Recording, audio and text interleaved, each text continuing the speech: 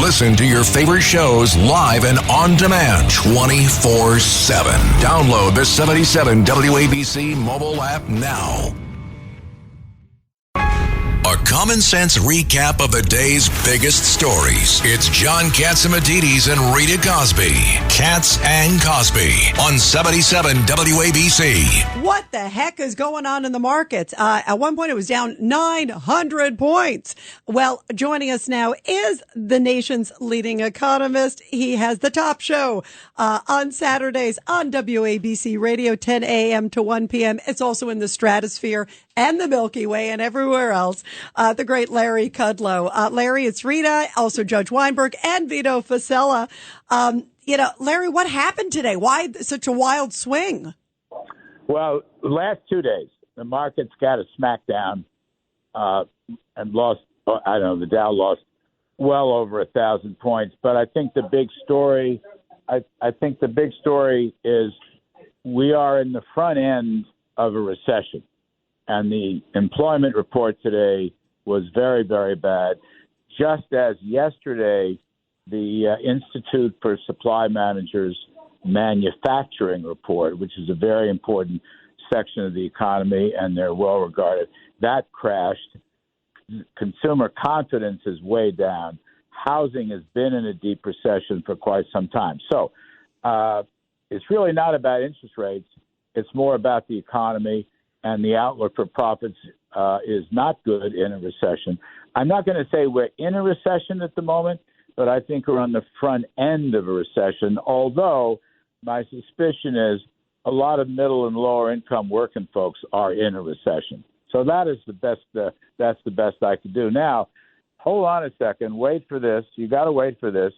Kamala Harris was out today blaming Donald Trump for today's lousy jobs numbers. Wait for it. Donald Trump, the guy hasn't been in office in 3.5 years. He was responsible for the July jobs report today. You can't make this stuff up. Honestly, you can't make this stuff up. That's amazing. Now, what was the basis for blaming Donald Trump other than the sky is blue? Yeah, the basis is, the sky is blue. The basis is she's learning how to lie from Joe Biden. Remember, Biden says he inherited a 9% inflation rate, and Biden blamed Trump for a terrible economy in early 21 when the economy was recovering from COVID. Biden's the one who said he was getting us a budget surplus, even though we're $2 trillion in deficit as far as the eye can see. It's just these incredible untruths. And look, people can see, they know that Donald Trump had nothing to do with the July 2024 jobs report. They just know that. You do not have to have a PhD in economics to understand what a phony argument this is. So there you have it. Larry, one other thing, too, is we were just talking about Kamala Harris and her flip-flopping on fracking. I mean, she hasn't sort of totally flipped back, but she's on record saying no fracking, no fossil fuels. I mean, when you see all of this, how concerning is this to the American economy? We were talking with Alan Dershowitz earlier, where we're talking about all the money coming into Iran and how lucrative they continue to be, and it's helping to fund this war. I mean, the Houthis, Hezbollah, Hamas, and yet this administration is doing nothing to refrain that. And now we're looking at potentially this is the candidate who wants to go even further. Well, yeah, I think she has no sense of foreign policy, and I'm sure Professor Dershowitz laid that out, being a brilliant guy that he is. But the point I want to make is she can say that she no longer believes in a ban on fracking. Okay, she can say whatever she wants to say. It's a free country. But the reality is the Biden and Harris policies are tantamount to a fracking ban. In other words, for 3.5 years, they've done all they can to stop the expansion of the fossil fuel energy sector. They have declared war on oil, gas, and coal. The XL pipeline, they shut down Anwar in Alaska. Then they shut down the other big find in Alaska. They shut down New Mexico. They virtually shut down the Gulf of Mexico. They're shutting down LNG export projects. They're doing everything they can. So it doesn't matter whether it's not a pure ban, it's an effective ban.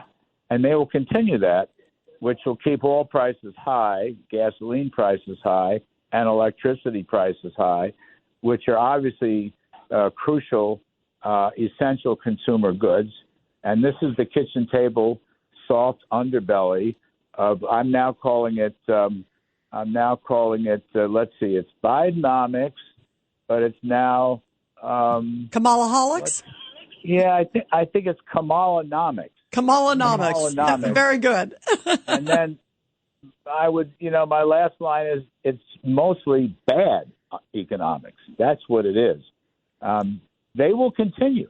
If she wins, she will continue the Biden-Harris policies on energy, big tax hikes, more and more government spending and debt, over-regulation of businesses, particularly small businesses, and this will continue to damage the economy. I mean, look, they had a recession in the first half of 2022 when inflation soared. The first 2 quarters of 22 were negative GDP. People forget that. They shouldn't. Then they had a rebound for a little more than a year, largely on the back of huge governmental spending, which is not a productive enterprise. But now it's all catching up to them, and the Fed's tightening is catching up to them. And we're probably in for, look, I would say fasten your seatbelts here for a few more months, but I would also say help is on the way because Mr. Trump has a solid pro-growth policies on energy, drill baby drill, on cutting taxes, on rolling back the regulations, solid pro-growth policies, and that's just what the doctor ordered. Yeah, absolutely. Well, Larry Kudlow, we're all going to be tuning in tomorrow on your awesome show on WABC Radio, 10 a.m. to 1 p.m., and also in the Stratosphere. Larry, we love you. Thanks. Thank you so much. It's great to have you here. All right. Bye-bye.